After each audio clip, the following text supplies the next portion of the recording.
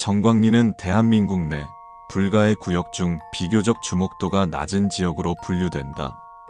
추정 면적이 몹시 협소하며 공식적으로 확인된 진입 경로도 정광리 종합터미널 한 곳뿐이기 때문이다. 종합터미널의 존재만이 정광리를 알 필요가 있는 유일한 이유다. 오늘은 그곳에 대해 몇 자 적어보려 한다. 정광리 종합터미널이란 진입 경로, 버스 목록. 버스를 타지 못했다면 정광리 종합터미널이란 어째서 그 상스러운 것들이 리 같은 소규모 행정구역에 종합터미널을 세웠는지는 알려지지 않았다. 인간이 아닌 것들의 사고방식을 짐작할 수는 없는 법이다. 그것들의 명칭은 의견이 엇갈려 아직도 정해지지 않았다. 필자도 낫도깨비라고 의견을 냈지만 반려되었다. 터미널의 크기는 협소하다.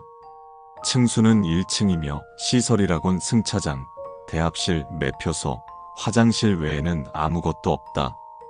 가끔씩 다른 구역이 목격되기도 하지만 인간이 갈 법한 장소는 앞서 열거한 곳들 뿐이다. 문제가 되지는 않는다. 오후 9시 전까지는 다른 승객이 목격되지 않기 때문이다. 전반적인 외형은 현실에 노후화된 2000년대 소규모 터미널과 비슷하다.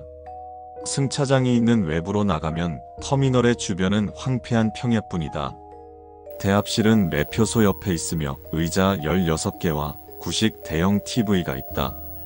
근무 중인 직원은 1명뿐이다. 과거 57번째 터미널 진입자였던 강 씨다. 생환자들의 증언에 따르면 강 씨는 여전히 인간으로 추정되며 신경쇠약 증세를 보인다고 한다. 화장실은 그리 깨끗하지는 않으나 휴지는 비치되어 있다. 가끔 사용 중인 칸이 있다고 한다. 안에 누가 있는지는 확인되지 않았다. 진입 경로. 어디든 좋으니 도망가고 싶다고 소망할 경우 진입할 수 있는 것으로 밝혀졌다. 로또 1등 확률보다 낮으니 일상생활 도중 그런 생각을 억누를 필요는 없어 보인다.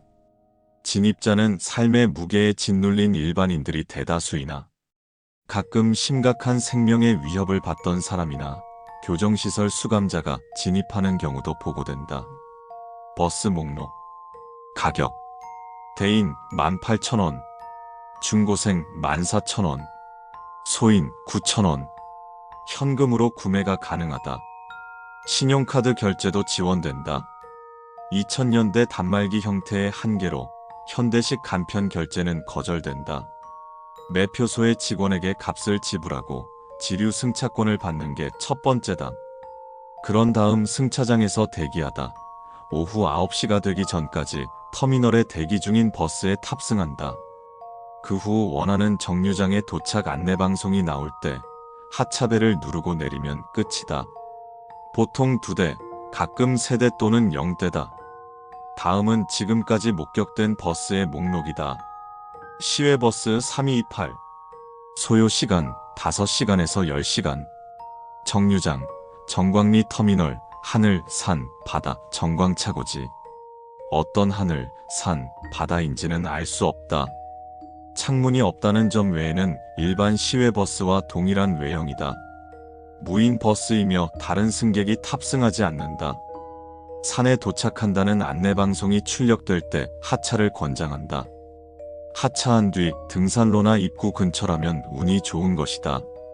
대부분은 산의 무작위적 위치에 덩그러니 남겨진다. 한밤중이거나 등산로를 찾지 못하겠다면 휴대폰으로 지체 없이 조난 신고를 하는 것이 좋다. 하늘, 바다, 정광차고지에서 하차한 사람들은 실종되었다. 그들은 말 그대로 그곳의 한복판에 떨어진 것으로 추정된다. 마을버스 6. 소요시간 10분에서 1시간. 정류장, 정광리 터미널, 미도아파트 10단지, 서말초등학교, 당정역, 인병원 정광차고지. 일반 마을버스와 동일한 외형이다. 버스에 탑승하자마자 교통약자석에 앉는 것이 좋다. 버스 기사와 승객들의 생김새는 껄끄럽다. 행동거지는 더 껄끄러울 것이나 그들은 교통약자석에 앉은 사람은 괴롭히지 않는다. 그런 고로 인간들은 하차하기 전까지 좌석을 사수하는 편이 좋다. 내릴 정류장은 당정역이다. 유일하게 한국 영토 내부에 실제하는 정류장이다. 사례 추산 결과 버스는 절반 정도의 확률로 10,000원이 된다. 그러면 장애인과 고령자 중 하나가 교통약자석으로 다가와 양보를 요청할 것이다. 당연히 안 된다. 장애인, 좌석 옆에 손잡이를 잡고 서서 침묵으로 양보를 요구한다. 그것을 눈으로 보고도 비켜주지 않으면 상황은 나빠질 것이다. 그것이 탑승하기 전에 만석이 될 낌새가 보일 때쯤 미리 자는 척을 하고 있으면 된다. 고령자 연륜이 쌓였는지 자는 척이 통하지 않는다. 좌석에 앉아있을 합당한 이유를 대야 한다. 어린이, 임산부, 영유아를 동반한 자, 환자와 부상자, 무거운 짐을 든 자 중 하나에 해당될 경우 해당 사유를 들어 거절하면 된다. 해당되지 않을 경우 위에 열거된 교통약자를 재량껏 사칭하면 된다. 겉으로 티가 나지 않는 교통약자는 많다. 대처가 적절하지 못했을 시에 벌어지는 일은 다양하나 목숨은 두고 내릴 수밖에 없다. 시내버스 27. 소요시간 1분 5분. 정류장, 정광리 터미널, 집, 회의실, 무대, 광장, 정광차고지. 대리적 당혹감으로 불리는 인간형 불가해가 운행하는 버스다. 해당 불가해에 대한 더 자세한 설명은 다른 기고문을 참고하길 바란다. 종점을 제외한 모든 정류장이 국내에 위치해 있으므로 어디서 하차해도 무방하다. 매우 짧은 소요 시간을 주목 및 유의해야 한다. 한눈을 팔거나 조금만 망설여도 정류장을 놓칠 위험이 크다. 집 한 명 이상의 집주인이 집 안에 있는 모든 가정집 중 한 곳에 하차하게 된다. 세부적인 장소는 거실, 안방, 화장실 등 다양하다. 회의실, 회의가 진행되는 모든 회의실 중 한 곳에 하차하게 된다. 증언으로는 주로 테이블 위로 떨어졌으며 항상 최소 6명 이상이 참석 중일 때 떨어졌다고 한다. 무대 진행 중인 모든 종류의 공연 중 한 곳의 무대 정중앙에 하차하게 된다. 콘서트, 뮤지컬, 연극, 클래식, 무용, 오케스트라, 광장, 국내의 모든 광장 중 한 곳에 속옷바람으로 하차하게 된다. 속옷을 입고 있지 않을 경우 알몸으로 바로 건너뛴다고 한다. 특수여객, 번호판 없음. 소요시간, 알려지지 않음. 정류장, 정광리 터미널, 천국, 지옥, 정광차고지. 명백한 사유로 탑승하는 것을 권장하지 않는다. 하지만 소문을 들은 적이 있다. 해당 버스의 고의로 탑승하고 싶어하는 자들이 있다는 소문이었다. 터미널부터가 고의적으로 방문하는 게 불가능에 가깝다는 건 둘째치고 그들은 낫도깨비들이 천국이라고 써붙인 장소를 정말로 믿고 있다는 것이다. 참으로 인간 망신이라고 밖에는 할 말이 없다. 이 글을 읽는 우리 독자들은 그러지 않기를 바란다. 버스를 타지 못했다면 표값이 없거나 버스가 0되거나 특수여객만 있을 경우에는 대합실에 앉아 아래의 차선책 중 무엇을 택할지 곰곰이 생각해 보도록 하자. 오후 9시 전까지는 결론을 내리는 것이 좋다. 표값이 없을 경우에는 매표소 직원에게 부탁하는 게 가장 낫다. 강 씨는 근무지로부터 인간 월급을 꼬박꼬박 받지만 쓸 곳이 있기는커녕 터미널 밖으로 나오지도 못하기 때문이다. 부탁하면 보통 내줄 것이다. 그를 영원히 구하지 못한다는 사실이 안타깝다. 그 외 문제라면 일단 승차장 뒤로 조금 돌아가 보자. 작은 주차장에 택시, 일반 승용차 2대 정도가 있을 것이다. 택시는 종종 자리를 비우지만 탈 수만 있다면 타는 게 좋다. 평범한 택시처럼 원하는 곳으로 데려다 준다. 다만 기사가 운임을 돈으로 받지 않는다.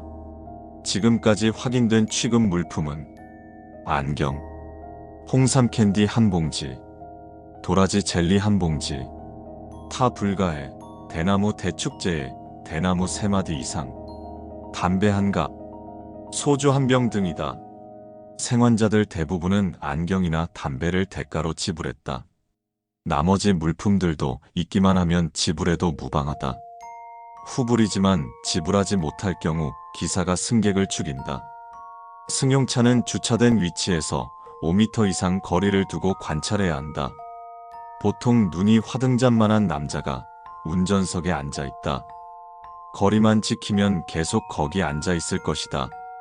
아무도 없으면 그대로 차에 타서 터미널을 빠져나가면 된다.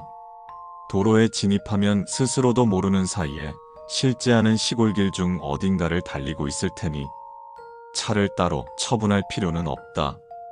내리면 알아서 신기루처럼 사라질 것이다.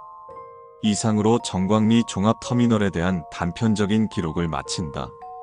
언급된 여러 선택지는 어디까지나 생환자들의 불완전한 증언에 기댄 임시 방편일 뿐이다. 정답은 없다. 최선은 우연이라도 그곳에 진입하게 되었을 때 침착함을 되찾는 방법뿐이다.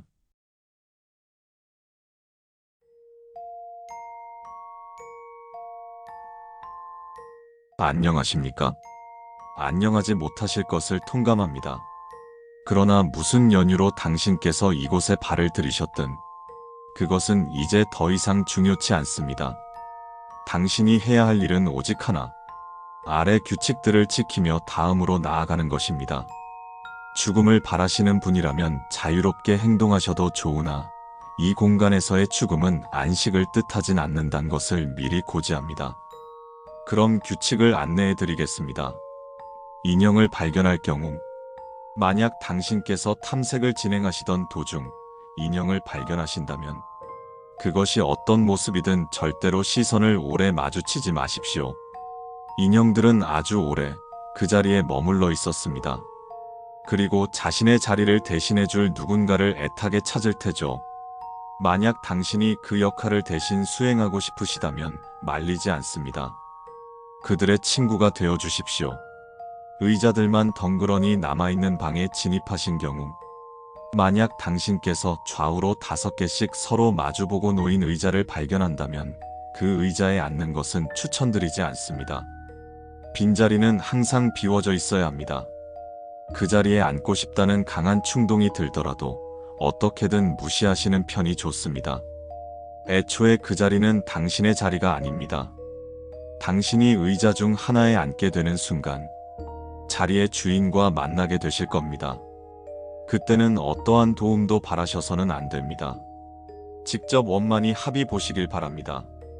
그것과 말이 통한다면 말입니다. 보안실에 진입하시게 될 경우, 미리 말씀드리지만 이곳에 있는 CCTV는 모두 기능 정지되었습니다. 이젠 전원조차 켜지지 않는 고철에 불과합니다. 그러나 때때로 3번 카메라가 켜지곤 합니다. 그럴 경우 당신께서는 그냥 무시하시는 걸 추천드립니다. 만약 CCTV에 무언가 포착된다고 하더라도 당신께서 무엇을 하실 수 있겠습니까? 그리고 오직 당신만이 화면에서 무언가를 볼 수 있다고 생각하는 것은 무척이나 편협한 생각이라고 말씀드리고 싶군요. 그 반대의 경우도 얼마든지 존재할 수 있습니다. 테이블 위 알 수 없는 종이 한 장이 놓여 있을 경우, 테이블 위에 종이가 놓여 있다면 펼쳐보시는 것도 나쁘지 않습니다. 그 안에는 높은 확률로 당신의 탈출에 도움이 되는 정보가 쓰여 있을 것입니다. 그러나 그 안에 반드시 도움이 될 정보만 존재하리란 장담은 드리지 못합니다. 즉시 종이를 찢어 불태워야 할 내용 역시 들어있을 수 있겠죠. 강요하지 않습니다. 선택은 언제나 당신의 몫이니까요. 비밀번호로 잠긴 문 앞에 도달했을 경우, 마지막에 닿는 이 방은 출구가 아닙니다. 그저 다음 방으로 이어지는 관문일 뿐입니다. 그러나 이 시험의 끝에 진정한 출구가 있다는 것만큼은 약속드립니다. 문 앞의 장치는 8자리 비밀번호를 요구할 것입니다. 그러나 힌트는 제공되지 않습니다. 일말의 자비를 베풀어 첨언하자면 비밀번호는 언제나 당신의 곁에 있었고 당신을 스쳐 지나갔을 것입니다. 신중하게 입력해 주시길 바랍니다. 일정 횟수 이상 입력에 실패할 경우 그로 인해 발생하는 모든 피해는 보장해드리지 않습니다. 하나, 당신께서 획득하신 모든 단서를 조합한다면 그리 어렵진 않으실 테니 너무 괴념치는 말아주십시오. 자, 이제 당신의 행운을 빌도록 하죠. 숨을 들이마시자 썩어가는 목향이 코를 찔렀다. 젠장. 그저 게시글 하나를 클릭했을 뿐이었다. 능력껏 탈출해 보시길 바랍니다라고 쓰인 퍽거만한 제목의 글을 보고 뭔가 싶어 눌러봤을 뿐이란 말이다.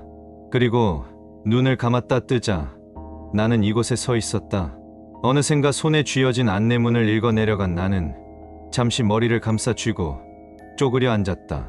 그러나 곧바로 두 뺨을 거칠게 때리며 나는 자리에서 일어섰다. 됐어. 이러고 있는다고 바뀌는 건 없을 테니까. 솔직히 무서워 죽을 것 같은 심정이지만 난 살고 싶다. 이딴 영문 모를 상황 속에서 바보같이 죽는 결말 따위는 결코 맞이하진 않을 것이다. 나는 이를 악문 채 바닥에 떨어진 손전등 하나에 의지한 채 길을 나섰다. 처음으로 들어온 방 안엔 인형 6개가 놓여 있었다. 호두까기 병정 3개와 마트료시카 3개에 주위를 살피고 인형들을 꼼꼼히 확인했으나 별다를 건 없었다. 그러나 어쩐지 시선이 느껴진다. 분명 나 혼자일 터인데 맞아. 그 젠장할 규칙서에 인형의 눈을 바라보지 말라 쓰여 있었지. 나는 황급히 인형을 내려놓고 등을 돌렸다. 등 뒤에서 말소리가 들린 것을 나는 듣지 못했다. 들려도 들은 척 할 수 없다. 그것이 바로 내 귀 옆에서 속삭이듯 들려왔으니까. 다른 방에 들어서자 의자들이 좌우로 5개씩 서로 대칭을 이룬 채 총 10개의 의자가 중앙을 바라보도록 놓여 있었다. 그때였다. 저 끝에 있는 의자에서 갑작스레 끼익거리는 소리가 들려왔다. 분명 아무도 없을 터였다. 그럼에도 의자는 마룻바닥을 긁으며 조금씩 움직이고 있었다. 그런데 왜일까? 저 의자에 자꾸만 눈길이 간다. 다리가 너무 아프다. 저 의자에 기대어 잠시 쉴 수 있다면 정말이지 편안할 것만 같은데 홀린 듯이 의자를 향해 손을 뻗던 나는 마루가 끼익거리는 소리에 불현듯 정신이 들었다. 안 돼! 정신 차려! 도망치듯 방을 박차고 뛰어나왔다. 방심해서는 안 된다. 난 할 수 있다. 난 다시 돌아갈 거니까. 보안실이라 적힌 장소에 들어서자 CCTV들이 줄지어 있었다. 그러나 대부분 망가지고 빈 화면만이 송출되고 있다. 딱 하나, 3번 카메라만 제외하고서 말이다. 안내문에 적힌 내용이 떠올라 황급히 자리를 벗어나려던 와중 기이한 점 하나를 알아차릴 수 있었다. 왜 시간이 흐르지 않는 거지? 분명 화면 속 풍경은 계속 흘러가지만 고정이라도 된 듯이 시간만큼은 흐르지 않았다. 잠시 멈춰 생각을 하던 도중 화면에 심각한 노이즈가 생기기 시작했다. 그리고 나는 눈을 마주치고 말았다. 형용할 수 없는 무언가와 녀석은 나와 눈을 마주친 직후 분명히 웃고 있었다. 그것이 빠른 속도로 달리며 화면에서 사라진다. 본능적으로 느낄 수 있었다. 그 방향은 내가 서 있는 장소라는 것을. 나는 죽을 힘을 다해 뛰쳐나와 도망치기 시작했다. 숨을 몰아쉬며 잠시 숨어든 방 안. 조금 숨을 고르자 탁상 위에 종이 한 장이 놓여 있었다. 잠시 고민했다. 이것을 읽는 것이 맞을까? 안내문에도 반드시 도움이 된다고는 장담하지 못한다고 했다. 그러나 나는 결심을 굳혔다. 상관없어. 어차피 이대로라면 내게 희망은 없다. 그렇다면 도박에 거는 수밖에. 나는 아래 십수를 질끈 씹으며 종이를 펼쳐보았다. 나는 완전하다. 무슨 뜻인지 도저히 알 수 없었다. 그때였다. 쿵, 쿵, 쿵. 가까운 곳에서 고막이 터질 듯한 굉음이 들려온다. 이제 시간이 없었다. 남은 방법은 비밀번호를 푸는 것뿐. 지금까지 모은 정보를 바탕으로 비밀번호를 특정해야만 한다. 방 안에서 뛰쳐나온 나는 복도 끝 자물쇠가 채워진 문 앞에 섰다. 여기에 비밀번호를 입력해야 한다. 나는 뒤쪽에 빠르게 가까워지는 소리를 뒤로한 채 비밀번호를 입력한다. 제발 내가 예상한 것이 맞기를.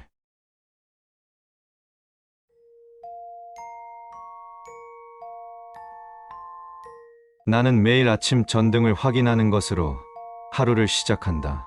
손끝으로 스위치의 차가운 감촉을 느끼고 작은 클릭 소리를 듣는다. 이것이 끝이 아니다. 몇 걸음 물러서서 다시 한번 방안을 흐는다. 전등이 꺼져 있는지, 창문이 닫혀 있는지, 문고리가 제대로 잠겼는지 확인한다. 한 번의 점검으로 마음이 놓이지 않으면 이 행동을 다시 한번 반복한다. 때로는 몇 분, 때로는 몇 시간, 수십 번에 걸쳐 확인한다. 한 번 점검을 시작하면 그 속에서 헤어나올 수 없다. 때로는 몇 분, 때로는 몇 시간, 수십 번에 걸쳐서. 처음에는 단순한 습관이었다. 전기 요금이 아까워서 혹은 집을 비울 때 안전을 위해 확인하던 행동이었다. 하지만 시간이 지날수록 불안이 점점 커졌다. 불안의 불씨가 지펴지니 머릿속에서 끝없이 분사됐다. 스위치 끄지 않았나?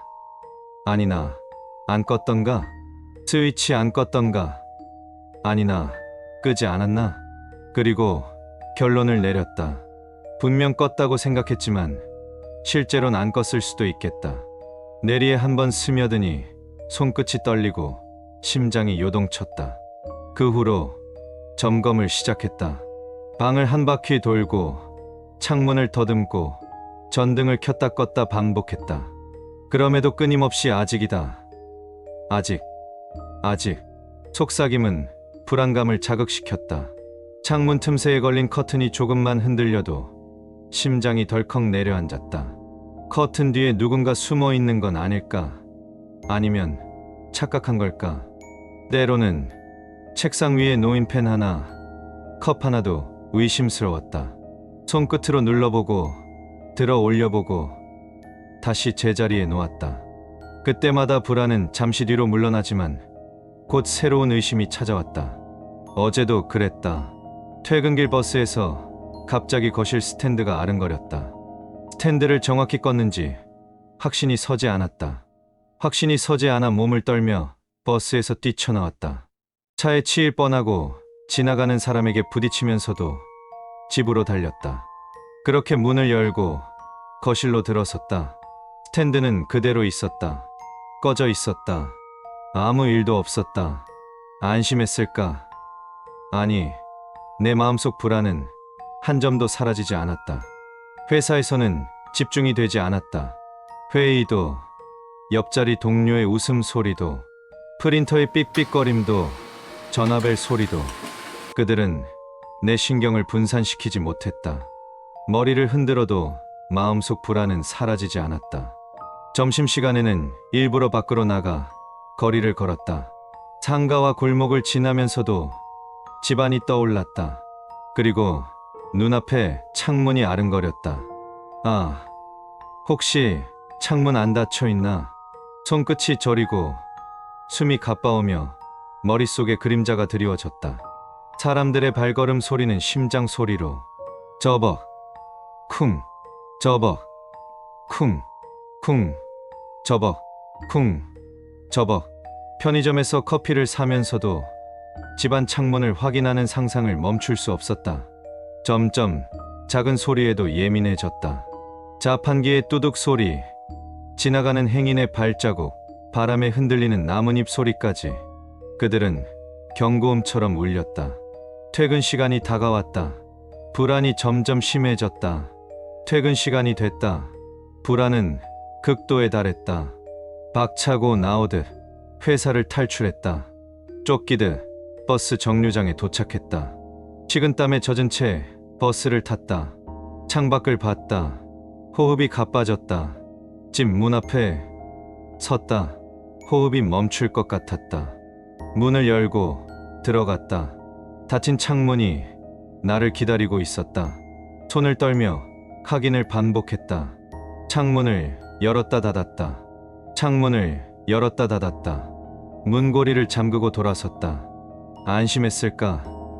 아니, 내 마음속 불안은 한 점도 사라지지 않았다. 그날 밤 이상한 소리가 들렸다. 멀리서 발걸음 소리가 들리는 것 같았다. 거실을 향해 천천히 움직이자 그림자가 벽을 스쳤다. 눈을 부릅뜨고 바라봤지만 아무것도 보이지 않았다. 그러나 내 심장은 여전히 요동쳤다. 손끝은 더 이상 내 몸을 따라오지 않는 듯했다. 방 안의 그림자는 내 불안을 비추며 조용히 기다리고 있었다. 나는 침대에 누워 잠을 청하려 했다. 눈을 감는 순간 스탠드의 깜빡임이 눈앞에 떠올랐다. 창문 틈새로 불길한 그림자가 스며들었다. 벽에 드리운 내 그림자는 기묘하게 뒤틀렸다. 손끝이 떨리고 발끝까지 저려왔다. 발작하는 몸을 겨우 일으켜 세웠다. 방을 한 바퀴 더 돌았다. 시계의 초침 소리는 점점 더 크게 울렸다. 심장은 마치 벽을 두드리는 듯이 뛰었다. 스위치를 켰다 껐다. 창문을 열었다 닫았다. 스위치를 켰다 껐다. 창문을 열었다 닫았다. 문을 잠그고 돌아섰다. 안심했을까? 아니, 내 마음속 불안은 한 점도 사라지지 않았다. 나는 점점 더 많은 것들을 점검 대상에 포함했다. 주방 냉장고 문, 현관, 손잡이, 벽에 걸린 액자, 책상 위 펜. 점검하지 않으면 불안은 커졌다. 점검하면 잠깐 마음이 놓이지만 곧 새로운 불안이 찾아왔다. 손끝이 이미 스스로를 배신하는 듯했다. 발걸음은 내가 원하는 속도를 따르지 않았다. 점점 몸과 정신이 따로 움직이는 느낌이 들었다. 아침이 온다. 또다시 방을 한 바퀴 돌 것이다. 스위치를 켰다 껐다. 창문을 열었다 닫았다. 문고리를 잠갔다 열었다. 냉장고 문을 열었다 닫았다. 액자를 뺐다가 걸었다. 펜을 집었다 놓았다. 모든 것이 맞닿을 때까지 멈추지 않을 것이다. 모든 것이 맞닿으면 언젠가 나는 모든 것이 맞닿으면 모든 것이 깨달았다. 맞아. 내 말이 맞았잖아. 온몸을 감싸던 불안과 그림자가 사라진다. 숨통이 트인다. 머릿속이 정리된다. 손끝에 스며드는 차가움이 심장 속을 스쳐 지나간다. 오늘은 모든 게 열려있다. 안심했을까? 맞아. 내 마음속 불안은 드디어 사라진다. 문을 열고 들어간다. 오늘은 닫지 않는다.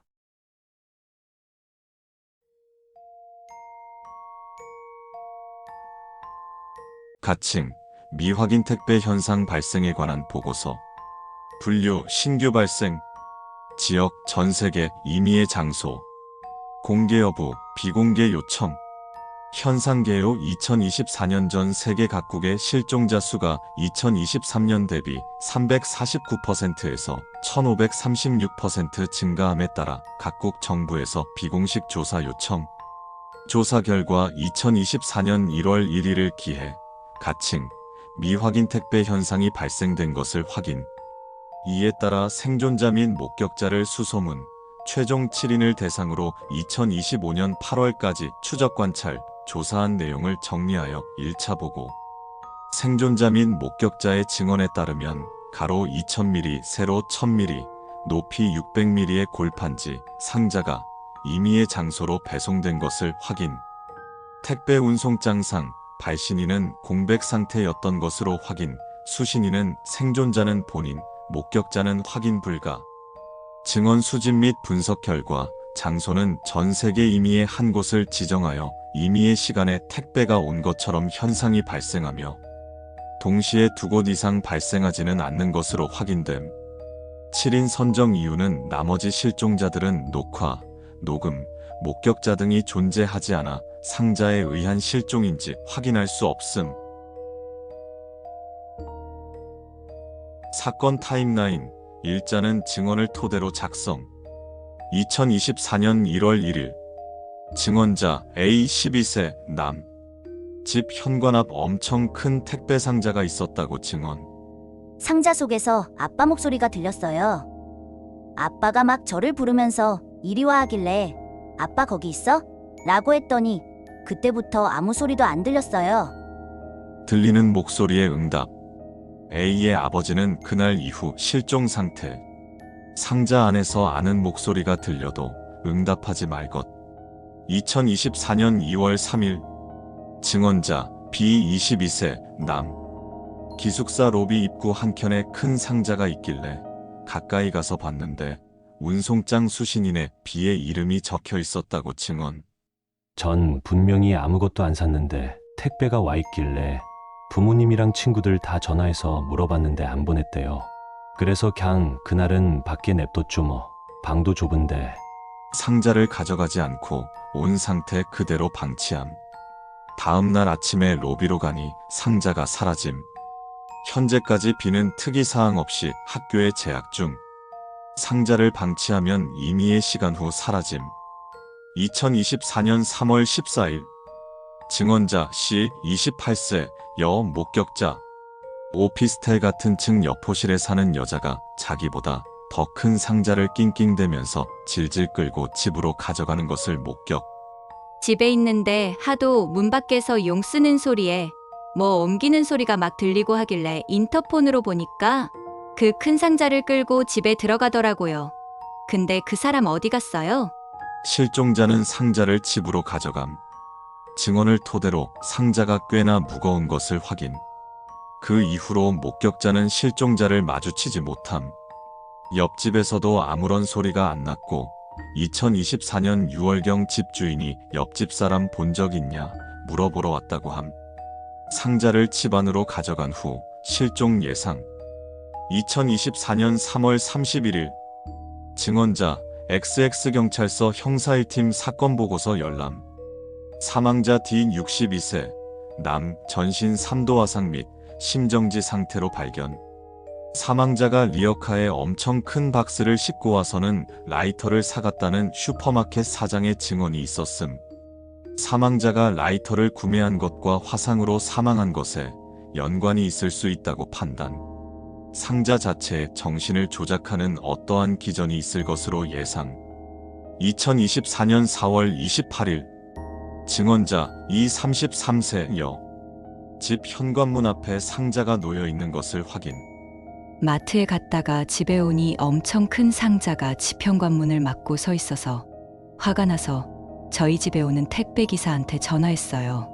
감히 내 집 문을 막냐고 다시 가져가라고. 기사는 그날 온 적이 없다는데 그럼 누가 갖다 놔요 이걸. 송장에 내 이름도 딱 적혀 있구만.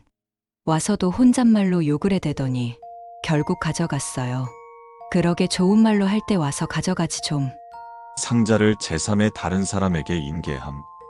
이는 아무런 특이사항 없이 생활 중 택배기사 또한 배송 지역을 변경했을 뿐 여전히 택배기사 일을 하고 있음. 그 미친 여자 때문에 내가 배달도 안 한 걸 차에 싣다가 허리 다쳐서 한 달을 누워 있었어요. 상자는 센터로 가져와서 직원들 불러다가 한켠에 그냥 던져놨는데 어느 날 보니 없어졌던데요. 뭐 누가 치웠거니 했어요. 2-2의 사례와 마찬가지로 특별한 상호작용이 없으면 증발하는 것으로 판단됨. 2024년 7월 17일 증언자 XX경찰서 형사 1팀 사건 보고서 열람. 사망자 F 45세 여 목이 잘린 시신으로 발견. 머리 부분은 현재까지 찾지 못함. 증언 사망자 집에 강아지용 홈캠이 설치되어 있었고 녹화된 장면을 확인함. 상자를 거실에 가져온 사망자는 상자를 열고 소스라치게 놀라는 모습이 찍혀 있었고 이내 진정하는 듯 하다가 주저하며 상체를 숙여 열린 상자 안에 머리를 집어넣는 장면까지만 녹화되어 있음. 상자를 열고 놀람 후에 머리를 집어넣음. 머리만 실종된 시신으로 발견. 상자 안에 신체가 들어갈 경우 들어간 부분이 잘려나갈 수 있음. 2024년 11월 30일 증언자 지 21세 남 강원도 군부대 소초 3-X 통문 안쪽 50m 지점. 후반야 근무를 위해 총기 점검하고 통문 통과하려는데 소초장님이 갑자기 야 저 상자 뭐냐 하시길래 보니 진짜 큰 상자가 있었습니다. 저와 다른 병사들은 일단 경계 자세를 취하면서 상자 쪽을 겨누고 있었고 소초장님, 분대장님, 부분대장님 3명이서 상자 가까이 갔습니다. 분대장님이 엥 택배인데 말입니다 말하고는 테이프를 뜯고 상자를 여는데 갑자기 소초장님이 엎드려 라고 외치시고는 상자 안쪽으로 몸을 날렸고 이내 큰 폭발음이 들렸습니다. 그 이후로는 기억이 나지 않습니다. 위에 서술한 대로 다가가 상자를 열었음. 현장에 있던 군인 6명 중 소초장 1명을 제외한 5명은 찰과상만 입은 후 회복 중, 4명은 통문 도착 전부터의 기억이 전혀 없고 증언자 1명만이 기억을 하고 증언을 함. 소초장은 몸이 없이 팔, 다리, 머리와 잘려진 전투복 등이 현장에서 발견되어 유해수습 후 현충원에 안장. 현장 감식 결과 이스라엘제 수류탄 파편과 화약 일부 발견. 다수가 있을 때도 상호작용을 하는 것이 확인됨. 상자 안에 들어가 있는 것은 무엇이 됐던 상자가 증발할 때 함께 사라지는 것으로 판단됨. 1차 조사 결과 및 권고사항. 상자의 다음 위치와 시간은 예측할 수 없음. 상자의 크기는 변하지 않는 것으로 추정. 일단 비정상적으로 큰 상자를 목격 시 신고하도록 유도 필요. 폭발물, 바이러스, 마약 등등. 정부와 상의 후 언론사 보도 내용 제공 필요. 어떠한 경우에도 접근 및 상호작용, 대화, 상자를 여는 행위 등 금지. 현재까지 현상에 대한 대응은 그냥 내버려 두는 것 외엔 밝혀지지 않음.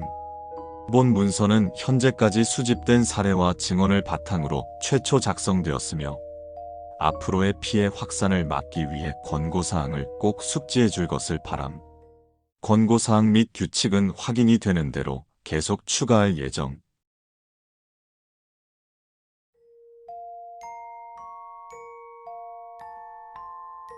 이 글을 읽고 계시다면 당신은 가히 선택받은 자가 아닐 수 없겠군요. 당신은 각성자들 중에서도 능력 제어가 가능한 각성자이기 때문입니다. 각성자라는 것은 흔히 만화 영화에서나 보던 슈퍼파워, 즉 초능력이 실제로 발현되는 극히 소수의 사람을 말합니다. 하지만 안타깝게도 이러한 능력의 발현은 대부분의 경우 예고 없이 찾아오고 우리의 몸은 그 능력에 적응되지 않았습니다. 그렇기 때문에 당신에게 갑자기 찾아온 초능력이 어떤 능력이냐에 따라 당신이 순식간에 목숨을 잃게 되는 경우도 있다는 것입니다.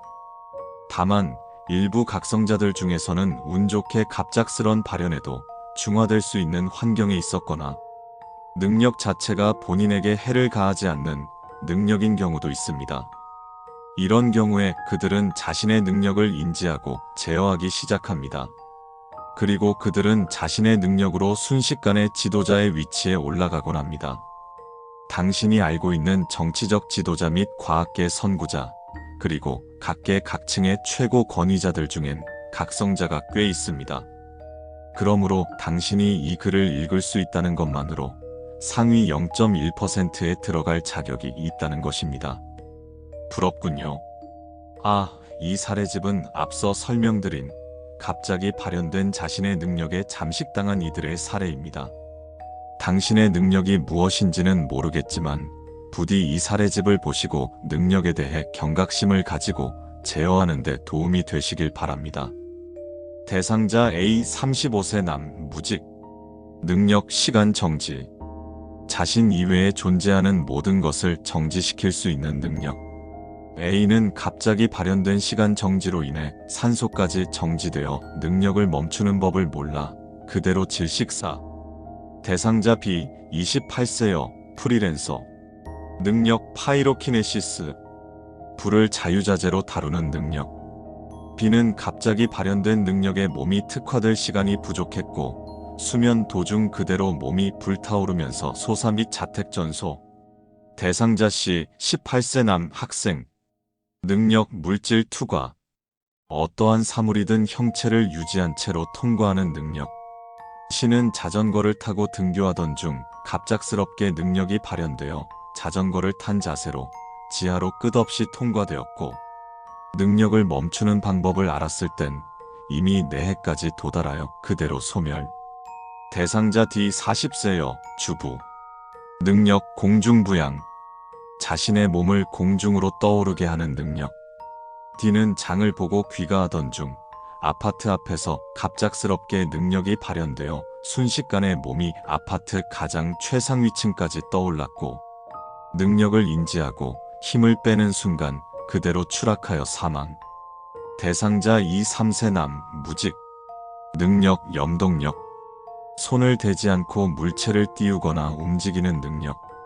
이는 장난감을 가지고 놀던 중 능력이 발현되었으며 주변에 있던 부모를 공중에 띄웠음. 놀라서 당황하는 부모를 이리저리 날리던 이는 엄마와 아빠를 서로 멀리 떨어뜨린 후 강하게 붙여주는 놀이를 시작. 아이가 놀이에 질렸을 땐 이미 부모는 상당히 진이겨진 상태로 사망한 것으로 추정. 대상자 F, 13세 남 학생. 능력 하이드로키네시스. 물을 자유자재로 다루는 능력. F는 수업 도중 갑자기 능력이 발현되어 온몸의 구멍에서 물을 쏟아내기 시작했으며 끝내 이를 조절하는 방법을 찾지 못하여 학교 내부 전체를 물로 가득 채우는 바람에 본인을 포함 다수의 익사자 발생. 대상자지 35세여 디자이너. 능력 사이코메트리.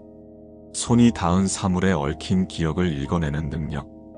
지는 처음으로 런칭하게 된 본인의 브랜드 컬렉션을 위해 밤샘 작업을 하던 중 능력이 발현되어 재봉질을 하던 옷감에 대한 기억을 잃게 되고 전날 창고에 있었던 옷감에서 그녀의 연인과 절친이기도 했던 그녀의 비서가 함께 있는 것을 보게 된 후 충격을 받아 옷감을 이어 묶은 뒤 극단적 선택을 함.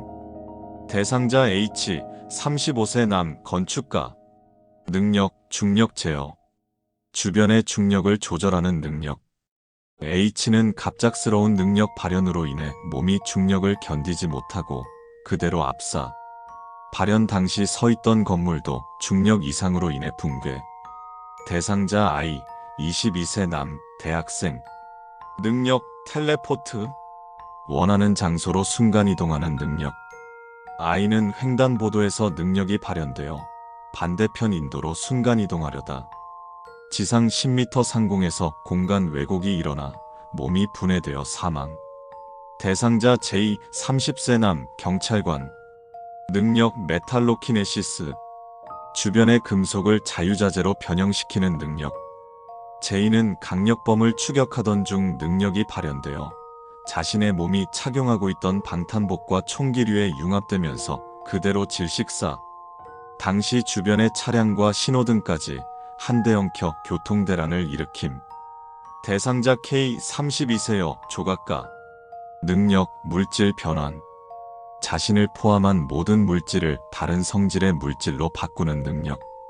K는 자신의 작업실에서 능력이 발현되어 작업 도중 자신의 몸이 점토로 변하기 시작.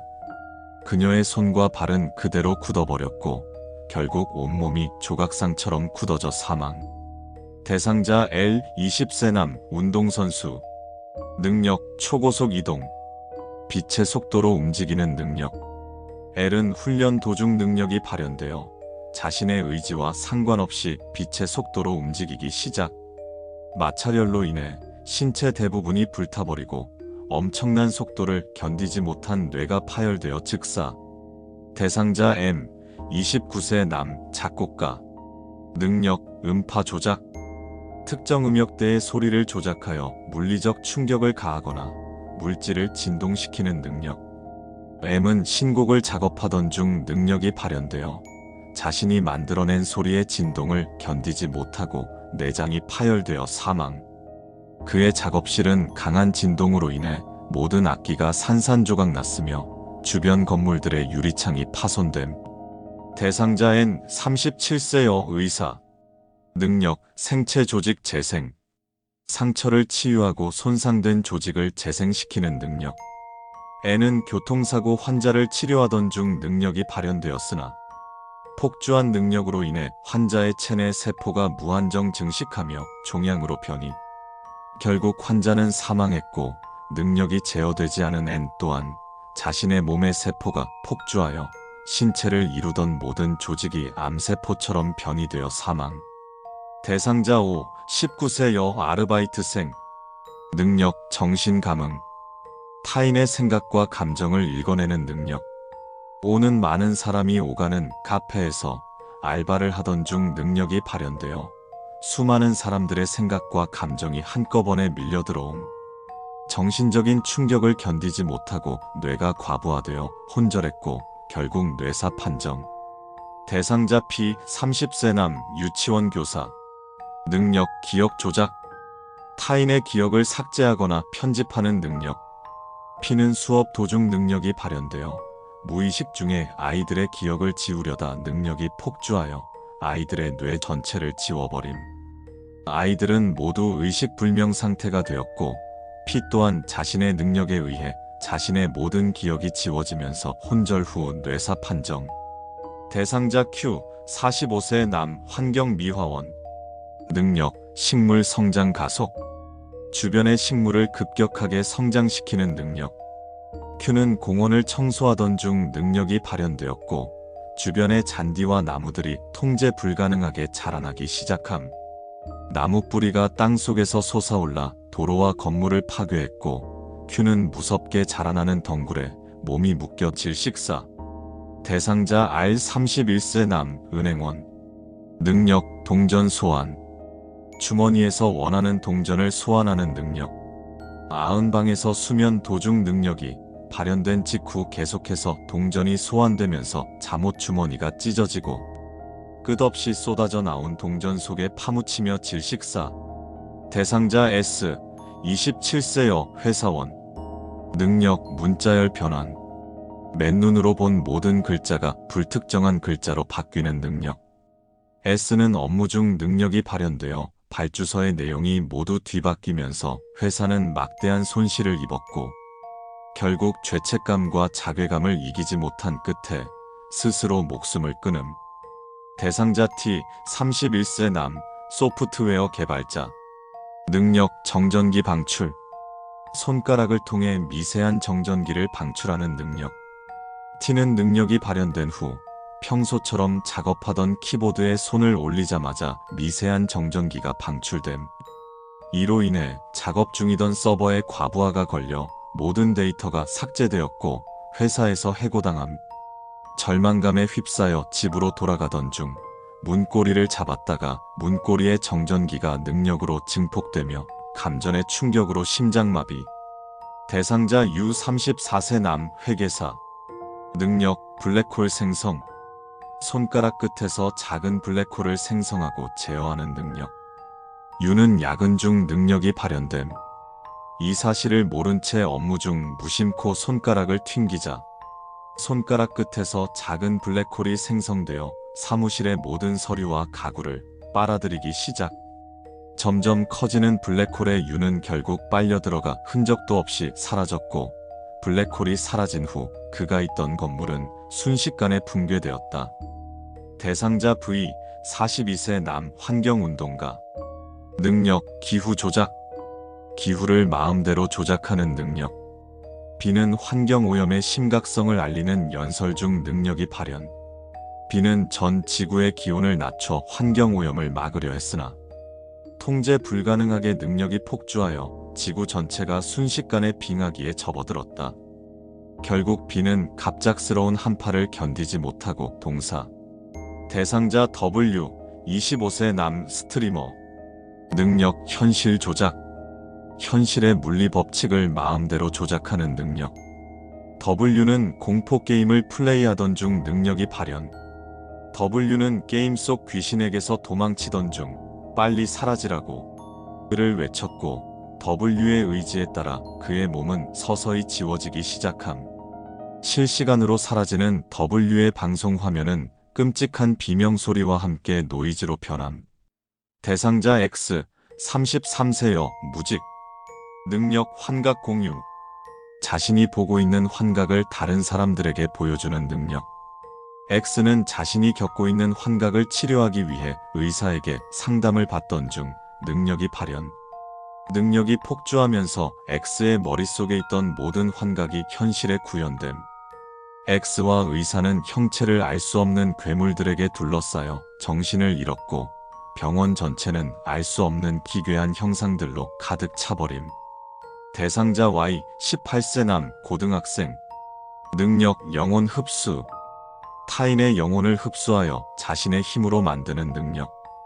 Y는 길을 걷던 중 능력이 발현되어 주변 사람들의 영혼이 자신에게 빨려 들어오는 것을 느낌. 영혼이 흡수된 사람들은 그대로 쓰러져 의식불명 상태가 되었고 Y의 몸은 흡수된 영혼들로 인해 부풀어 오르기 시작. 결국 몸이 터져버렸고 그의 몸에서 나온 수많은 영혼들이 거리를 배회하며 불특정 다수에게 마구 빙의하기 시작함. 대상자 Z, 35세 남 회사원. 능력 반복. 설명. Z는 능력이 발현된 후 그동안 자신의 능력에 의해 사망한 자들의 기록을 열람하기 시작하고 모든 기록을 열람한 후 소멸됨. 이후 다시 기억을 잃은 채 재생한 후 기록 열람과 소멸을 끝없이 반복하게 됨.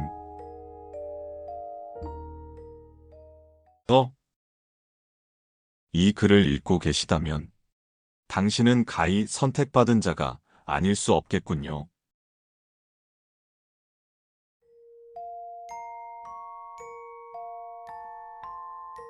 당신은 이제부터 경찰입니다. 당신은 이제부터 도둑입니다. 도둑을 쫓으십시오. 경찰로부터 도망치십시오. 손전등으로 도둑을 비치십시오. 손전등으로 생긴 그림자에 몸을 숨기십시오. 곧 스며들 것입니다. 손전등을 끄십시오. 곧 그들과 하나가 되기 전에 그림자로부터 빠져나오십시오. 다시 손전등을 켜십시오. 어둠 속 실루엣을 추적해야 합니다. 빛이 돌아오면 숨을 고르며 발자취를 감추십시오.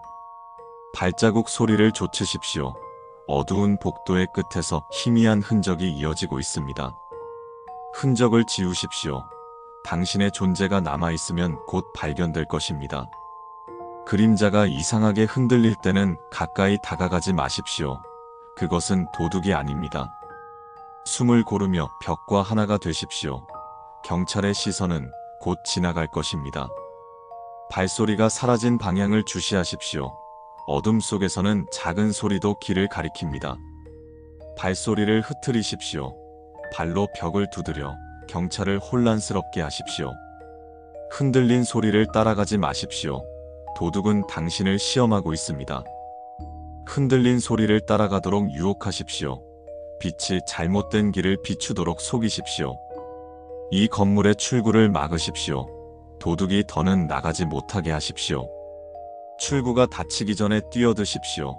그렇지 않으면 끝내 갇히고 맙니다. 갇힌 도둑을 붙잡으십시오. 지금이 기회입니다. 경찰이 가까워지면 그림자의 몸을 던지십시오. 아직 탈출구가 남아 있습니다. 그림자 속으로 들어가지 마십시오. 그곳에는 도둑만 있는 것이 아닙니다. 그림자 속으로 깊숙이 들어가십시오. 경찰은 그곳까지 따라오지 못합니다. 그림자에 손을 넣지 마십시오. 잡으려는 순간 당신 또한 사라질 것입니다. 그림자에서 손이 들어오면 붙잡으십시오. 빛이 당신을 더는 쫓지 못하게 할 수 있습니다. 잡히지 않도록 손전등을 단단히 쥐십시오. 빛은 당신의 유일한 무기입니다. 빛을 무너뜨리십시오. 그러면 경찰의 눈도 어둠에 잠식될 것입니다. 발자국을 이중으로 남기십시오. 경찰이 헷갈려 멈추게 만드십시오. 발자국은 두 갈래로 흩어졌습니다. 잘못된 길을 고르면 돌아올 수 없습니다. 갈림길에서 왼쪽을 선택하십시오. 갈림길에 도착했습니다. 왼쪽은 좁고 오른쪽은 넓습니다. 넓은 길은 당신을 속입니다. 금이 간 타일 위로 일부러 발자국을 남기십시오. 경찰은 반드시 거기로 향할 것입니다. 바닥에 금이 간 타일을 밟지 마십시오. 그 아래에는 깊은 틈이 있습니다. 천장 그림자에 매달리십시오. 경찰이 함정에 빠질 때까지 기다리십시오. 발자국이 함정으로 이어질 때 눈앞의 흔적보다 천장의 그림자를 살피십시오. 즉시 도망치십시오. 경찰이 눈치챘습니다. 도망치십시오. 잡으십시오. 도망치십시오. 잡으십시오. 도망치십시오. 잡으십시오. 도망치십시오. 놓지 마십시오. 발버둥 치십시오. 꽉 잡으십시오. 손에서 놓치면 다시는 기회가 오지 않습니다. 몸을 비틀어 빠져나가십시오. 그림자가 도와줄 것입니다. 그림자를 밟으십시오. 그것이 도둑의 발을 붙잡는 끈입니다. 그림자를 찢으십시오. 당신의 몸은 아직 완전히 묶이지 않았습니다. 소리를 지르지 마십시오. 그림자는 소리를 먹고 강해집니다. 발소리를 더 크게 내십시오. 그림자를 더욱 뒤엉키게 만드십시오. 눈을 감지 마십시오. 어둠 속에서 감은 눈은 그림자에게 지배당합니다. 눈을 반쯤 감으십시오. 절반만 본 세상에서 길이 보입니다. 너무 흥분했습니다. 숨을 고르십시오. 경찰이 숨을 고르고 있는 동안 앞에 있는 방문으로 들어가십시오. 문을 부수십시오. 도둑이 숨은 그 방은 오래 버티지 못할 겁니다. 가구를 옮겨 문을 막으십시오. 앞에 있는 도끼로 문을 찍으십시오. 벽지를 뜯으십시오. 그 뒤에 틈이 있을지도 모릅니다. 계속 찍으십시오. 커튼을 뜯어 문틈에 끼워 넣으십시오. 시야를 가리십시오. 흔들리지 마십시오. 손전등을 문틈에 비추어 커튼의 모양을 살피십시오. 벽지 뒤에는 창문이 숨겨져 있을 겁니다. 녹슨 쇠창살은 쉽게 휘어질 것입니다. 문이 곧 무너집니다. 숨을 고르고 마지막 일격을 준비하십시오. 손바닥이 찢어지더라도 창살을 비틀어 틈을 넓히십시오. 창살이 비틀어졌습니다. 도둑은 창문 밖으로 몸을 내밀고 있습니다. 몸을 구겨 창살 사이로 빠져나가십시오. 피가 흘러도 멈추지 마십시오. 창틀을 잡으십시오. 발끝이라도 놓치지 마십시오. 신발을 벗어두고 몸을 더 가볍게 하십시오. 신발은 미끼가 될 것입니다. 창문 밖으로 도둑이 빠져나갔습니다. 재빨리 쫓으십시오. 빗물 파이프를 붙잡으십시오. 미끄럽지만 아직 견딜 수 있습니다. 파이프가 흔들리고 있습니다. 곧 부러져 추락할 것입니다. 파이프가 부러지기 전에 옆 지붕으로 뛰어넘으십시오. 위험을 감수해야 합니다. 지붕 위에 그림자가 흔들립니다. 달빛에 비친 움직임을 놓치지 마십시오. 지붕 경사면을 기어오르십시오. 다락방으로 이어지는 작은 창이 있습니다. 그 창은 너무 좁습니다. 들어가려다 걸려버릴 것입니다. 몸을 비틀어 억지로 밀어 넣으십시오. 상처가 나도 다락방은 숨을 공간입니다. 다락방 안은 낮고 어둡습니다. 움직임은 곧 소리로 드러날 것입니다. 천장을 두드리십시오. 오래된 판자가 갈라지며 위로 길이 열립니다. 지붕 위로 오르면 도망칠 공간은 더 줄어듭니다. 도망칠 공간이 더 줄어들어도 올라가십시오. 지붕 끝에는 복도로 이어지는 환기구가 있습니다. 환기구는 좁습니다. 들어가면 기어야 하고 몸은 쉽게 갇힙니다. 기어가십시오. 숨이 막혀도 복도에 닿을 수 있습니다. 복도에 빛이 보입니다. 이제 출구는 멀지 않습니다. 재빨리 쫓으십시오. 마지막 힘을 내십시오. 그리고 마지막 순간에 깨닫게 될 것입니다. 경찰은 늘 도둑을 쫓았고 도둑은 늘 경찰을 피해 달렸지만 결국 둘은 같은 길 위를 돌고 있었음을